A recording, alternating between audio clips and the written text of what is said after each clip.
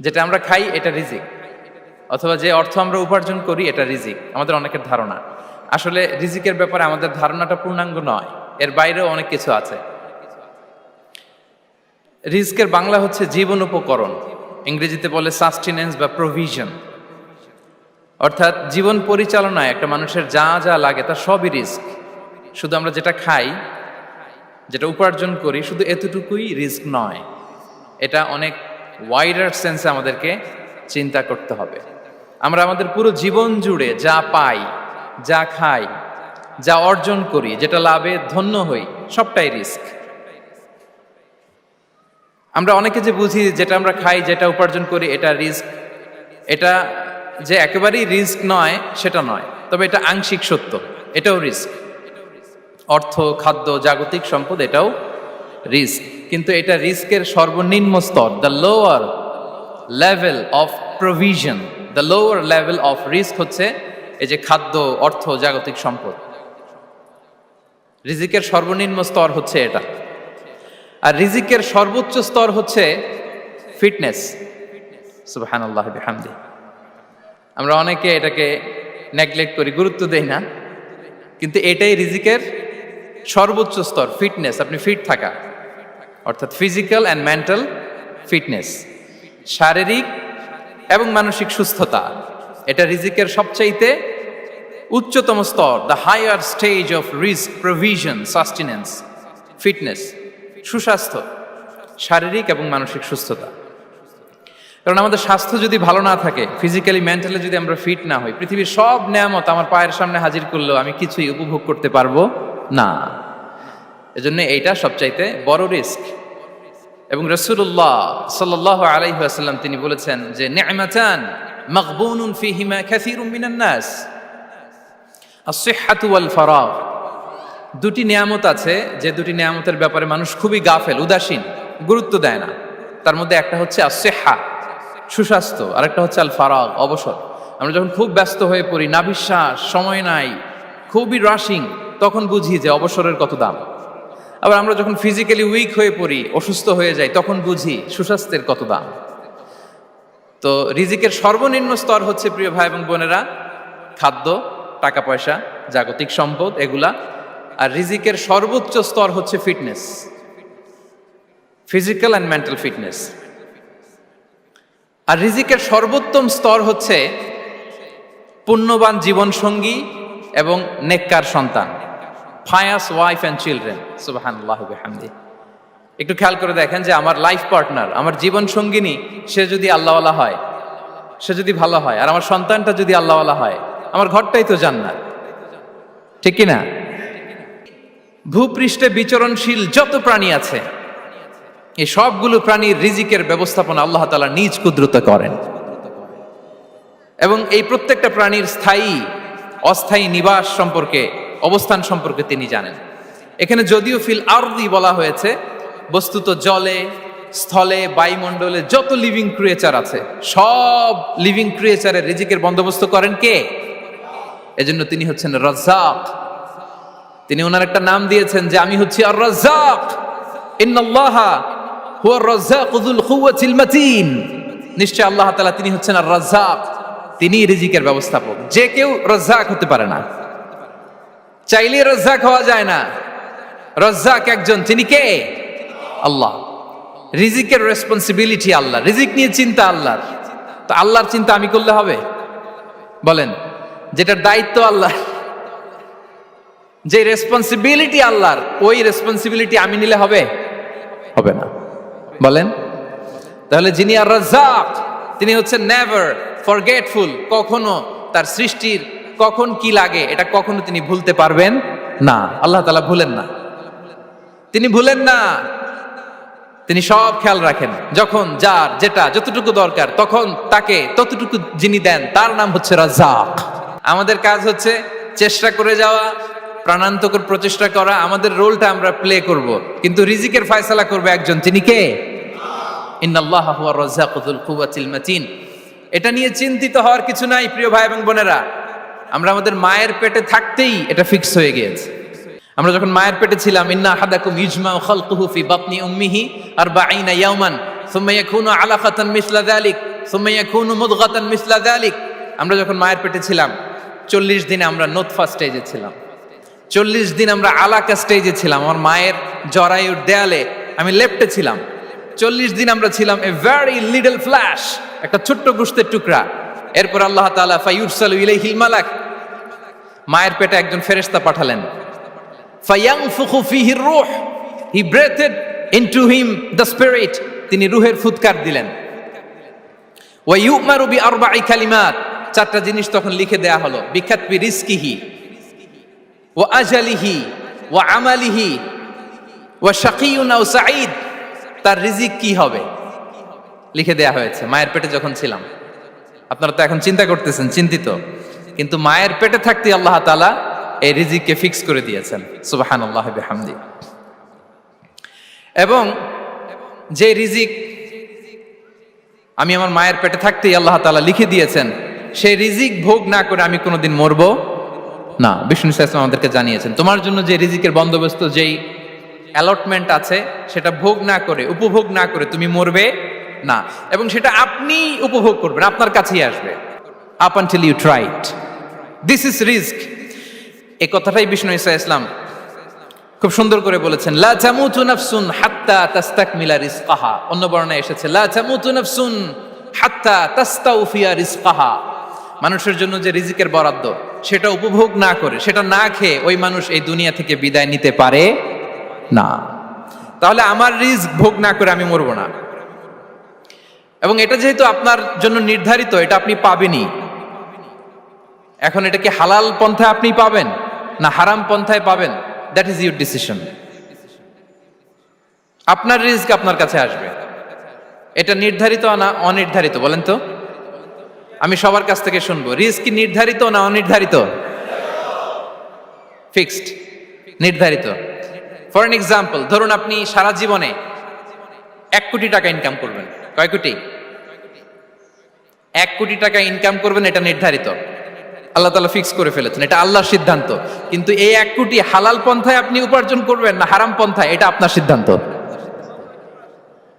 So now the decision is years. যদি আপনি পরিশ্রমী হন, যদি আপনি সৎ পথ অবলম্বন করেন, তাহলে ওই 1 কোটি আসবে আপনার কাছে, কিন্তু হালাল পন্থায়। আর যদি আপনি হালাল হারাম মিক্স করেন, টেবিলের উপর দিয়েও নেন, নিচ দিয়েও নেন, আসবে কিন্তু 1 কোটি। আসবে কয় কোটি? কথা বোঝে নাই বোধহয়। টেবিলের নিচ দিয়েও যদি নেন, সারা জীবনে আপনি পাবেন কত? 1 কোটি। So now the decision is years. সিদ্ধান্ত আপনার। হালাল পন্থায় উপার্জন করবেন না হারাম পন্থায়? বলেন, হালাল না হারাম? হারামের সাথে আমাদের কোনো সম্পর্ক? হারামকে আমরা এই কনভেনশন সেন্টার থেকে না বলে দিলাম, আওয়াজ করে বলুন নো। হারামের সাথে আমাদের কোনো সম্পর্ক? আল্লাহ তাআলার দেয়া বরাদ্দ রিস্ক আমরা হালাল পন্থায় উপার্জন করবো ইনশাআল্লাহ। বলেন। তাহলে মায়ের পেট থেকে নির্ধারিত হয়ে গেল, আমারটা আমি পেলাম, হালাল ভাবে আমি নিব। আরেকটা জিনিস মনে রাখতে হবে যে কেউ কারো রিজিকে ভাগ বসায় না, কেউ না। আমরা অনেকে মনে করি যে আমি ওকে দিলাম, ওকে খাওয়াইলাম, আমি বোধহয় খাওয়াইলাম। না, সে আপনারটা খায় নাই, সে তার রিজিকই খেয়েছে। আমাদের ঘরে আমাদের বন্ধু বান্ধব আসে অনেক সময়, আমাদের ঘরে অনেক সময় অতিথি আসে, তাদেরকে আমরা আপ্যায়ন করি, তাদেরকে খাওয়াই। আসলে সে আমারটা খায় না, সে কারটা খায়? তার নিজেরটাই খায়। বিষ্ণু ইসলাম এটা খুব সুন্দর করে বলেছেন। ওনার কাজিন, চাচাতো ভাই আব্দুল্লাহ ইবনে আব্বাসকে একদিন অনেক নাসিহা করছিলেন।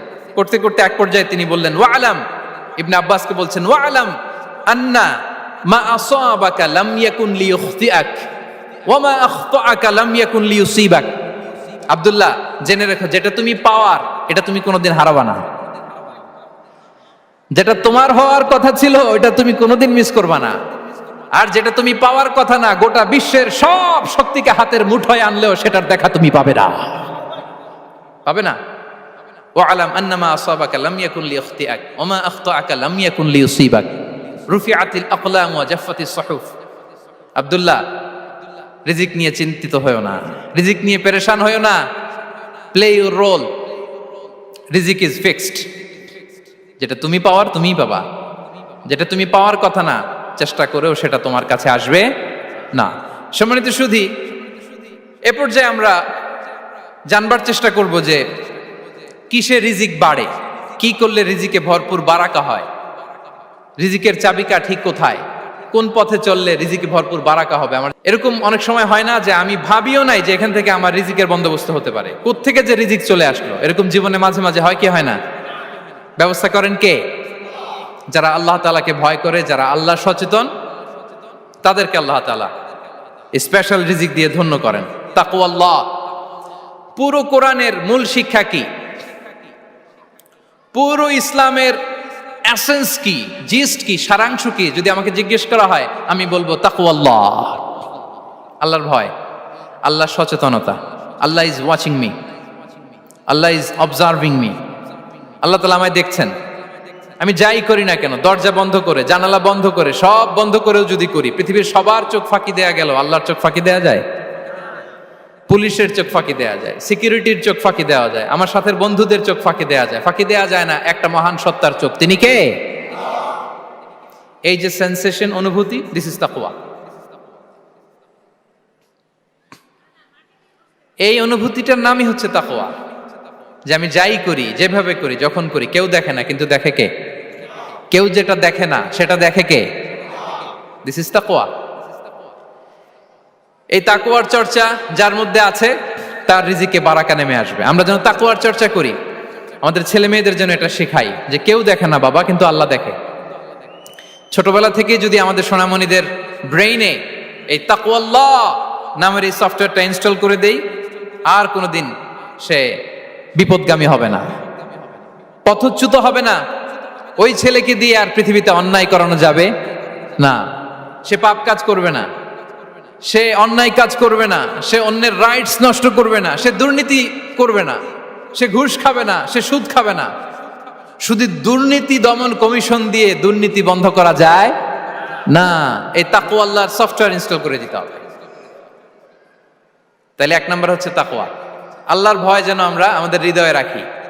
যাদের হৃদয়ে আছে আল্লাহর ভয়, তারা কভু পথ ভুলে যায় না। কি অসাধারণ কথা! তাহলে এক নম্বরে তাকওয়া আল্লাহ। দুই নাম্বার আত-তাওয়াক্কুল আলাল্লাহ, to put your trust on Allah, to depend on Allah. আল্লাহর উপর ভরসা রাখা। আমরা ভরসা রাখি কার উপর? আওয়াজ করে বলুন, কার উপর? আমরা আমাদের ভরসা রাখি আল্লাহর উপর, কার উপর ভরসা রাখি না। ভরসা একজনের উপর।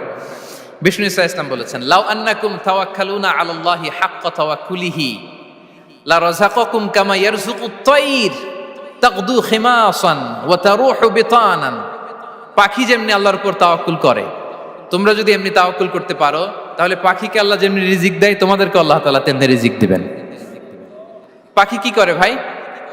সকালবেলা তার বাসা থেকে কিচির মিচির রবে, দিক বিদিক ছুটে বেড়ায়, ছুটতে থাকে মাইলকে মাইল, রিজিকের সন্ধানে সে বের হয়ে যায়, দিক বিদিক ছুটে বেড়ায়। বিকেলবেলা ওদর ফুর্তি করে আল্লাহ তাআলা পাখিটাকে নেড়ে ফিরিয়ে দেয়। সো পাখিকে তাওয়াক্কুল হিসেবে, তাওয়াক্কুলের মডেল হিসেবে বিষ্ণু ইসা ইসলাম সেট করলেন এজন্য যে পাখি তার রোলটা প্লে করে, তারপরে সে রিজিক পায়। এটা হচ্ছে রিজিকের এসেন্স, যে আমাদের রোলটা আমাদের প্লে করতে হবে, আমাদেরকে আমাদের চেষ্টাটুকুন করতে হবে, তারপরে আল্লাহ তাআলার উপর আমরা ভরসা করব। ইসলামে তাওয়াক্কুল is always at the second stage. The first stage is your role, your effort, your precaution, তারপরে হচ্ছে তাওয়াক্কুল। তাহলে বলেন, ইসলামে আগে তাওয়াক্কুল না পরে তাওয়াক্কুল? পরে। ইকিলহা সুম্মা তাওয়াক্কাল আলাল্লাহ। এক সাহাবী বলেন, ইয়া রাসূলুল্লাহ, আমার ওটের রশিটা গাছে বেঁধে তারপরে তাওয়াক্কুল করব না ছেড়ে দিয়ে তাওয়াক্কুল করব? বিষ্ণু ইসলাম বললেন, ইকিলহা সুম্মা তাওয়াক্কাল আলাল্লাহ। আগে গাছের মধ্যে রশি দিয়ে টাইট করে বাঁধো, তারপরে তাওয়াক্কুল করো। সুবহানাল্লাহি বিহামদি। তাহলে এইরকম তাওয়াক্কুল যদি করা যায় পাখির মতো, আপনার রিজিকের কোনো অভাব হবে না। কিন্তু আমাদের সমস্যা যেটা, প্রিয় ভাই এবং বোনেরা, আমরা আমাদের অলসতা, অপারগতা, আমাদের কি বলবো, হীনমন্যতা, আমাদের কর্মহীনতাকে তাওয়াক্কুল বানিয়ে নিয়েছি। বুঝতে পেরেছেন? আমরা আমাদের অলসতাকে বানিয়েছি কি? তাওয়াক্কুল। আমাদের কর্মহীনতাকে বানিয়েছি কি? তাওয়াক্কুল। আমরা কি করি? আমরা বলি আল্লাহর উপর ভরসা করলাম, নিজে কিছু না করে। কি বলে? আমাদের বাংলা একটা কথা বলে, যা করে আল্লাহ। নিজের কোনো রোল প্লে নাই, নিজের কোনো প্রিকশন নাই, কোনো প্ল্যানিং নাই, কোনো পলিসি নাই, কোনো স্ট্র্যাটেজি নাই, বলে আল্লাহর উপর ভরসা করলাম, যা করে আল্লাহ, এরকম বলে না? এই যে যা করে আল্লাহ বলে যে তাওয়াক্কুল করলেন, এটা বিষ্ণু ইসা ইসলামের শিখানো পন্থায় তাওয়াক্কুল হয়েছে? কথা বলেন, হয়েছে? বিষ্ণু ইসা ইসলাম তো অপারগতা, দারিদ্রতা, অলসতা, অকর্মণ্যতা থেকে আল্লাহর কাছে পানাহ চেয়েছেন। তা আপনি এটা কি তাওয়াক্কুল করলেন? এটা তাওয়াক্কুল হয়নি।